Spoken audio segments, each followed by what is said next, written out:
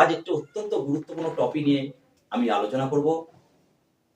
আমাদের গণতন্ত্রে হয়তো পুনরায় একটি নতুন অধ্যায়ের সূচনা হতে চলেছে।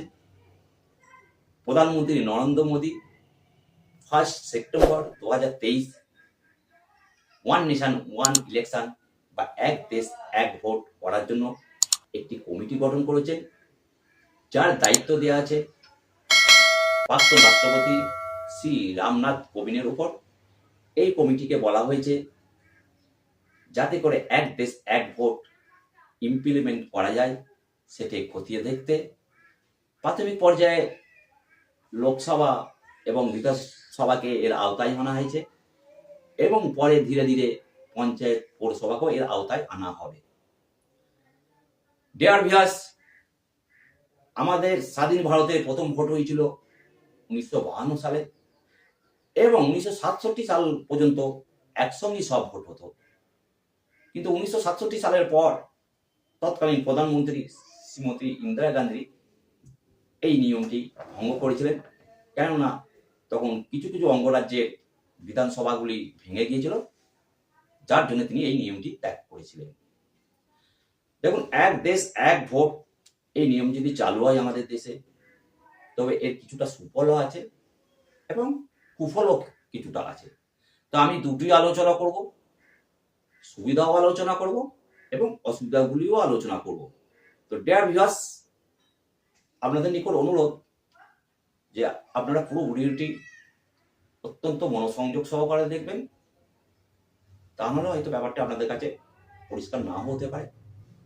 মূল বিষয়ে যাওয়ার আগে আমি আপনাদের সাথে আব্দুল হামিদ।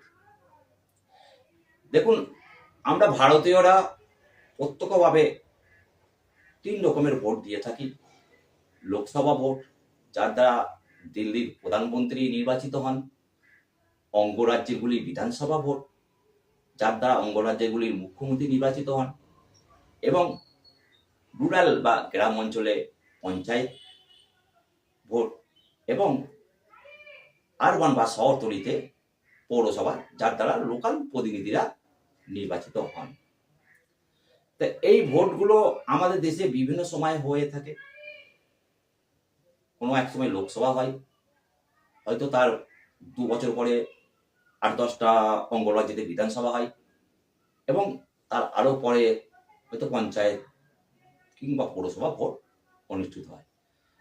কিন্তু এই ভোটগুলি বিভিন্ন সময় হওয়ার ফলে আমাদের কিছুটা সুবিধাও আছে এবং কিছুটা অসুবিধাও আছে। তো এক দেশ এক ভোট এই নিয়ম যদি আমাদের দেশে চালু হয়, আমাদের যে সুবিধাগুলি আছে, আমি প্রথমে সুবিধার দিকগুলি আলোচনা করব যে এই নিয়ম চালু হলে আমাদের কি সুবিধা হতে পারে। দেখুন, এক দেশ এক ভোট চালু হলে আমাদের বেশ কিছুটা সুবিধা আছে। যেমন বলে রাখি, নির্বাচনে ব্যয় অনেকটা কমবে। 2024-এ আমাদের যে লোকসভা ভোট হয়েছিল তাতে আনুমানিক খরচ হয়েছিল 1,35,000 কোটি টাকা এবং একটা লোকসভাতে এই এত পরিমাণ টাকা খরচা হয়েছিল। এবং এরপরেও বিধানসভা কিংবা পঞ্চায়েতেও বিশাল পরিমাণ টাকা খরচা হয়। যদি একসঙ্গে সব ভোট হয় তাহলে বিপুল পরিমাণ অঙ্কের টাকা আমাদের দেশের ব্যয় কমে যাবে, যেটা আমাদের ট্যাক্সের টাকা, এবং এই বিপুল পরিমাণ টাকা যে বেঁচে যাবে সেটা আমাদের দেশের জনকল্যাণমূলক কাজে ব্যয় হতে পারে। এটা হচ্ছে একটি সুবিধে।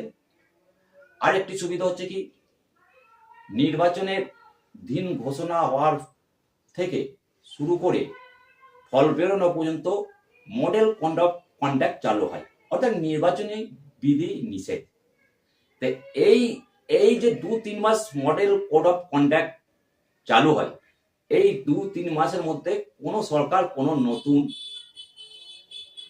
নতুন পরিকল্পনা গ্রহণ করতে পারেন না।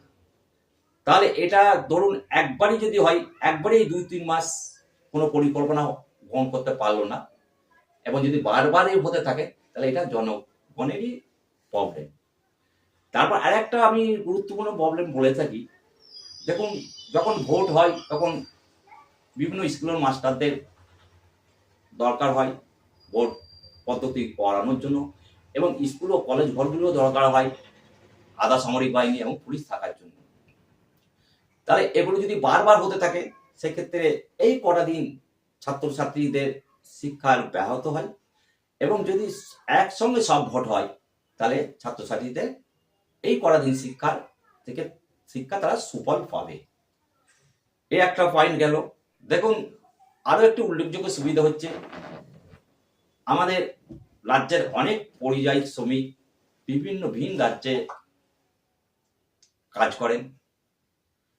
ধরুন পশ্চিমবাংলার কোনো শ্রমিক বিহারে কাজ করেন, এবং এখানে যদি ধরুন একবার লোকসভা হলো, এর পরের বছর বিধানসভা হলো, এর তারপরের বছর আপনার পঞ্চায়েত কিংবা পৌরসভা হলো, এবং তাকে এই জন্য বারবার আসতে হবে কাজ ছেড়ে, সেখানে সে ছুটি নাও পেতে পারে এবং সে ভোট দিতে নাও আসতে পারে।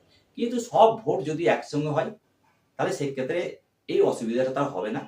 এবং বলাই বাহুল্য, যদি একসঙ্গে সব ভোট হয়, মানুষ যে কোনোভাবে যে একবারই তো ভোট দিতে হচ্ছে, সে ভোটটা দেবে এবং ভোটদানের পার্সেন্টেজও বাড়বে। আরেকটা উল্লেখযোগ্য সুবিধা হচ্ছে কি, দেখুন ভোট যখন শুরু হয় তখন থেকে 2-3 মাস কম বেশি একটা সন্ত্রাস সৃষ্টি হয়। তাহলে একবার লোকসভা হলো, তাতে কিছুটা সন্ত্রাস হলো, আবার বিধানসভা হলো, তাতে কিছুটা সন্ত্রাস হলো, ফের পঞ্চায়েত হলো, কিছুটা সন্ত্রাস হলো। যদি একসঙ্গে সব ভোট হয়, তাহলে যদি কিছু সন্ত্রাস হয়, তাহলে সে একবারই হবে। সুতরাং এই সুবিধাও এই নীতিতে আছে। তবে যেমন সুবিধার দিকগুলো বললো, তেমন এক দেশ এক ভোট এই নিয়ম চালু হলে বেশ কিছু গুরুত্বপূর্ণ আমাদের দেশে অসুবিধাও আছে। যেমন আমাদের বলে রাখি, প্রথম অসুবিধা হচ্ছে যে আমাদের দেশের একটা প্রবণতা আছে কি, কোয়ালিশন সরকার বা জোট সরকার একটা প্রবণতা আছে, একসঙ্গে সব ভোট হয়ে গেল, আর কোনো একটি বা দুটি রাজ্যে বিধানসভা ভেঙে গেল, তাহলে সেক্ষেত্রে কি হবে, এই দুটি বিধানসভায় কি মেয়াদ পুরনো আগেই সরকার পড়ে যাবে এবং বিরাট অসুবিধা আছে। ধরুন যেমন 1998 সালে অটল বিহারী সরকার এক ভোটে সরকার পড়ে গিয়েছিল, তাহলে লোকসভায় যদি আপনার সেন্ট্রাল পড়ে যায়, তাহলে ফের পুনরায় কি করে ভোট হবে, মানে একটা কোয়ালিশনের বিরাট একটা অসুবিধা আছে। আর একটা বিরাট অসুবিধা হচ্ছে কি, আপনার যেটা বলে রাখি, আমাদের দেশে বিভিন্ন আঞ্চলিক দল আছে, যেমন তৃণমূল কংগ্রেস, আরজেডি, বিজেডি, আম আদমি পার্টি। এক দেশ এক ভোট যদি হয়, একসঙ্গে হয়, তখন সেক্ষেত্রে একটা বিরাট ফান্ডিং এর ব্যাপার আছে, বিরাট টাকা খরচার ব্যাপার আছে। এক্ষেত্রে সুবিধা পাবে কি জাতীয় দলগুলি, যেমন বিজেপি এবং কংগ্রেস, এরা জাতীয় দল, এদের ফান্ডিং বেশি। আর এই আঞ্চলিক দলগুলো, এদের ফান্ডিং কম, এরা ভোটে ততটা ব্যয় করতে পারবে না। সুতরাং ধীরে ধীরে এই আঞ্চলিক দলগুলি বিলুপ্ত হয়ে যেতে পারে। আরো একটি অসুবিধা হচ্ছে কি, দেখুন একসঙ্গে যদি সব ভোট গ্রহণ করা হয়, তাহলে যারা জনপ্রতিনিধি, তারা ডু অর ডাই নীতি অবলম্বন করবে। যে কোনো প্রকারে একবার জিতে গেলে 5 বছর পর্যন্ত তাদের আর কোনো অসুবিধা নেই, তারা ডু অর ডাই নীতি অনুসরণ করবে। সেক্ষেত্রে কি হবে কি, আপনাদের জনপ্রতিনিধিরা দুর্নীতিগ্রস্ত হয়ে যেতে পারে। আর যদি একসঙ্গে না ভোট হয়, ধরুন লোকসভা ভোটে হলো এবং বিধানসভা ভোট হলো, তাহলে সেক্ষেত্রে তারা একটা সচেতন থাকবে যে আমাদের পরের বারের জন্য আমরা নাও নির্বাচিত হতে পারি। সুতরাং এক্ষেত্রে এও একটা বিরাট অসুবিধা আছে। আর একটা যে অসুবিধার কথা আমরা বলি, বা আমি বলি, যে আর একটা বিরাট অসুবিধা হচ্ছে কি, মানুষের চিন্তা ভাবনার ক্ষমতা হ্রাস পেয়ে যাবে। ধরুন একসঙ্গে লোকসভা বিধানসভা ভোট হয়ে গেল, আমি একই দলকে ভোট দিয়ে জেতালাম, তারপরে কিছুদিন পর দেখলাম সেই দলটি দুর্নীতিগ্রস্ত হয়ে পড়লো, তাহলে এক্ষেত্রে আমার আর সুযোগ নেই যে সেই দলটিকে পাল্টাবার। কেন, এখন 5 বছর পর্যন্ত আমি তাকে ক্ষমতায় বসিয়ে দিয়েছি। যদি একসঙ্গে ভোট না হতো, তাহলে প্রথমবারে আমি ভোট দেওয়ার পর যখন দেখতাম যে এই সরকারটি দুর্নীতিগ্রস্ত হয়ে পড়েছে, তাহলে পরে পরে বিধানসভাতে তাকে আমি হারিয়ে দিতে পারতাম। সুতরাং এক্ষেত্রে সেই সুযোগ নেই। তাহলে মোটের ওপর মোটের ওপর ওয়ান নেশন ওয়ান ইলেকশন, এই নিয়মে কিছুটা সুবিধাও যেমন আছে, এবং কিছুটা অসুবিধাও সেরকম আছে। যদিও এই বিলটি এখনো পাস হয়নি। নিয়ম হচ্ছে কোনো বিল পাস হতে গেলে প্রথমে রাজ্যসভায় এবং লোকসভায় সংখ্যাগরিষ্ঠ পাস হতে হবে, তারপরে রাষ্ট্রপতি স্বাক্ষর করে দিলে সেটা দেশের আইনে পরিণত হয়ে যায়। তবে এটা এখন পর্যন্ত হয়নি। তবে এই বিল পাস হয় কিনা সেটা দেখার জন্য আমাদের অপেক্ষা করতে হবে। ডিয়ার ভিউয়ার্স, আমি বারবারও বলি এবং আবারও বলছি, আমার এই চ্যানেলটা আপনারা লাইক, কমেন্ট এবং সাবস্ক্রাইব করবেন এবং বেশি বেশি করে শেয়ার করবেন, যাতে করে নতুন ভিডিও আপনার সামনে আমি আপলোড করতে পারি।